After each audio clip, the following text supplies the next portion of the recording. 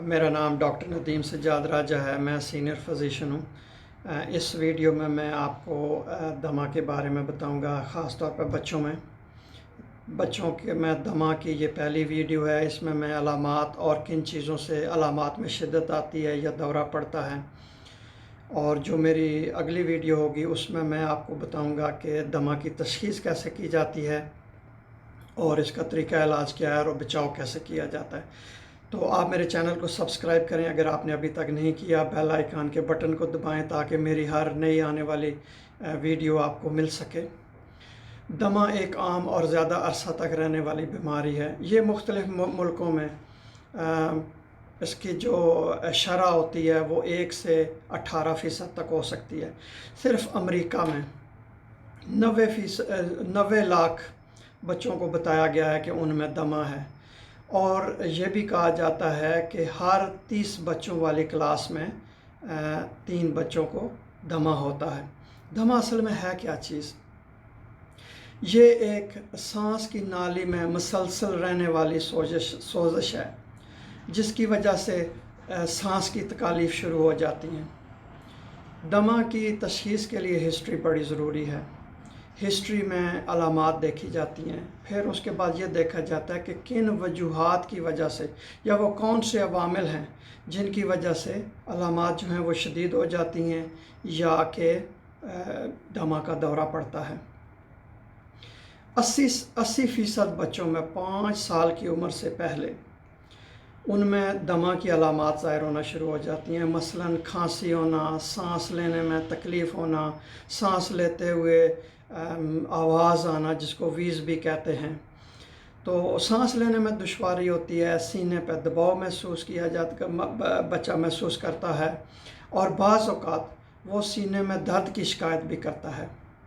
School में उसकी कारकर्दगी मुतासर होती है, थका थका सा रहता है, उसकी नींद पूरी नहीं होती क्योंकि रात को उसको खांसी होती है या सांस लेने में दुश्वारी होती है। खांसी जो एक अहम अलामत है दमा की, ये अमूमन जब कोई किसी एलर्जन की वजह से जो जिस्म के अंदर दाखिल हो या बच्चे का उसके साथ कोई जिस्म के साथ आके लगे, या ठंड में, या ज़्यादा हंसने की वजह से या रोने की वजह से खांसी का जो है वो दौरा पड़ता है। अगर खांसी 3 हफ्ते से ज़्यादा रहे तो फिर दमा का शक होता है और फिर डॉक्टर को चेक करवाना चाहिए कि पता चले कि दमा है या नहीं है या कोई और वजह है खांसी की। और अमूमन खांसी जो है वो खुश्क होती है, गले में खराश सी महसूस होती है। अगर कोई और इन्फेक्शन, बैक्टीरियल इन्फेक्शन हो जाए साथ, तो फिर रेशे वाली भी खांसी होती है और बलगम आना शुरू हो जाती है। दूसरे जो एक अहम अलामत है, उसको सांस लेते हुए जो गड़गड़ाहट या खड़खड़ाहट सी पैदा होती है जिसको वीज़ कहते हैं, तो वो भी एक अहम अलामत है। ये अमूमन सांस लेते वक्त ज़्यादा आवाज़ आती है, लेकिन जब दमा पुराना हो जाए तो सांस लेते वक्त भी और सांस बाहर निकालते वक्त दोनों वक्त जो है वो वीज़ महसूस होती है। इसके अलावा कुछ बच्चों में मौसमी जो है, जब भी मौसम तब्दील होता है तो उनको दमा की शिकायत हो जाती है। मसलन जब फूल खिलने का मौसम होता है, या आप ये कहें कि ख़ज़ां का मौसम होता है, बहार का मौसम होता है, तो उस वक़्त भी दमा की शिकायत जो है वो ज़्यादा हो जाती है। तो अब मैं आपको बताऊंगा कि कौन सी ऐसी वजूहात हैं कि जिनकी वजह से जो दमा की अलामात ज़ाहिर होना शुरू हो जाती हैं या शदीद हो जाती हैं, या दमा का दौरा जो है ना वो पड़ना शुरू हो जाता है।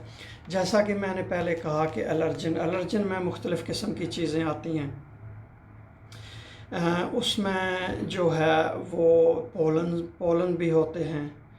पोलन के अलावा जो है, जो आपने घरों में रखे होते हैं पालतू जानवर, पालतू परिंदे, या घर में नमी हो, सैलन ज़दा हो, या को घर में मोल्ड उगे हुए हों, तो या कॉकरोचेज़ हों, तो इनकी वजह से भी जो है ना वो दमा की अलामात ज़ाहिर होती हैं।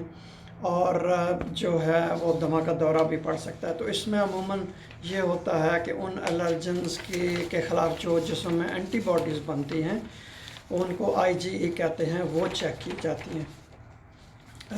اس کے علاوہ کچھ اور چیزیں ہوتی ہیں، مثلا کسی کو الرجی ہوتی ہے دھوئیں سے، سگریٹ کا دھواں یا لکڑیاں جلانے سے جو دھواں پیدا ہوتا ہے۔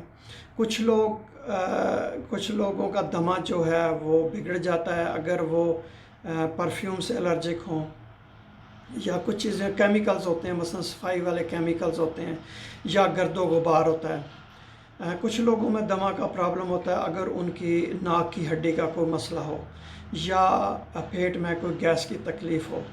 اور کچھ دوائیاں ہیں کہ دوائیاں دینے سے بھی جو ہے نا وہ دمہ کی علامات ظاہر ہو جاتی ہیں، یا دمہ جو ہے وہ بگڑنا شروع ہو جاتا ہے۔ اس کے علاوہ ایک اور بہت عام چیز ہے جس کو ہم کہتے ہیں کہ انفیکشن، ریسپیریٹری ٹریکٹ انفیکشن یا سانس کی نالی پھیپھڑوں کی انفیکشن۔ خاص طور پہ جب بھی وائرل انفیکشن ہوتی ہے، مثلا ریسپیریٹری سنسیٹیل وائرس، رائنو وائرس یا انفلوئنزا وائرس، پیرا انفلوئنزا وائرس کی وجہ سے، تو اس میں بھی جو دمے کی شکایت پڑ جاتی ہے، اور پھر اس کی وجہ سے بچے کو ہسپتال لے کے جانا پڑتا ہے، اور وہاں جا کے پھر اس کا علاج کیا جاتا ہے، دمے کے ساتھ ساتھ جو انفیکشنز ہیں ان کا بھی۔ پھر اس کے علاوہ ایک اور ہوتی ہے بیماری کرونک سائنوسائٹس۔ تو کرونک سائنوسائٹس کے پیشنٹ میں بھی دمہ کی شکایت جو ہے وہ بہت زیادہ رہتی ہے۔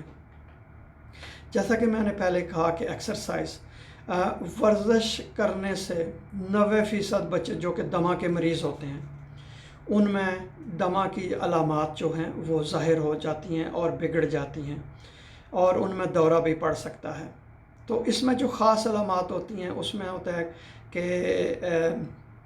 سانس کا پھول جانا، اور سینے پہ جو ہے وہ تناؤ سا محسوس کرنا، کھانسنا، اور اس کی وجہ سے جو پھیپھڑوں کے جو کام ہوتا ہے وہ بھی بہت متاثر ہوتا ہے۔ لیکن جب ایکسرسائز ختم کر دی جائے تو 5 اور 10 منٹ کے بعد جو پھیپھڑے ہیں وہ اپنی سابقہ پوزیشن یا نارمل پوزیشن پہ واپس آ جاتے ہیں۔ اگر بچہ پریشان ہو تو اس میں بھی دمہ کا دورہ پڑنے کا خطرہ ہوتا ہے۔ اب میں آپ کو بتاؤں گا کہ اگر کسی بچے میں دمہ کی بیماری ہو یا پرانی دمہ کی بیماری ہو تو اس میں جو ہے بے شمار ذہنی اور سماجی مسائل پیدا ہو جاتے ہیں۔ مثلا بچے کو یہ خوف ہو جاتا ہے کہ اچانک جان لیوا حملہ بھی ہو سکتا ہے، اسے ڈوبنے کا ڈر رہتا ہے، اسے یہ دمہ کی وجہ سے اسے یہ بھی خوف ہوتا ہے کہ اس کے دوست نہیں بنیں گے یا اس کے دوست اس کو نظر انداز کر دیں گے۔ اس کو یہ بھی ڈر ہوتا ہے کہ اس کے بھائی بہنیں دمہ کی وجہ سے شاید اس سے دور ہو جائیں۔ پھر اس کے علاوہ ایک اور بھی خوف ہوتا ہے کہ جو دوائیاں دمہ کے لیے استعمال کی جا رہی ہیں شاید ان کا نقصان ہو، تو بجائے فائدے کے لمبا عرصہ دوائیاں لینے سے فائدے کی بجائے نقصان ہو جائے۔ بچے کی نیند نہیں پوری ہوتی کیونکہ رات کو دمہ کی علامات ہوتی ہیں، تکلیف ہوتی ہے، اور اس کے علاوہ اسکول میں کارکردگی بھی متاثر ہوتی ہے۔ تو ان وجوہات کی وجہ سے بے شمار خاندانی اور معاشی مسائل پیدا ہو جاتے ہیں۔ بہت شکریہ اس ویڈیو کو دیکھنے کا۔ تو جو میرا دوسرا والیوم آ رہا ہے بچوں میں دمہ کے بارے میں، اس میں آپ سے بات کروں گا کہ اس کی تشخیص کیسے کی جاتی ہے، اس کا طریقہ علاج کیا ہے، اور اس دمہ سے بچاؤ کیسے کیا جا سکتا ہے۔ بہت شکریہ۔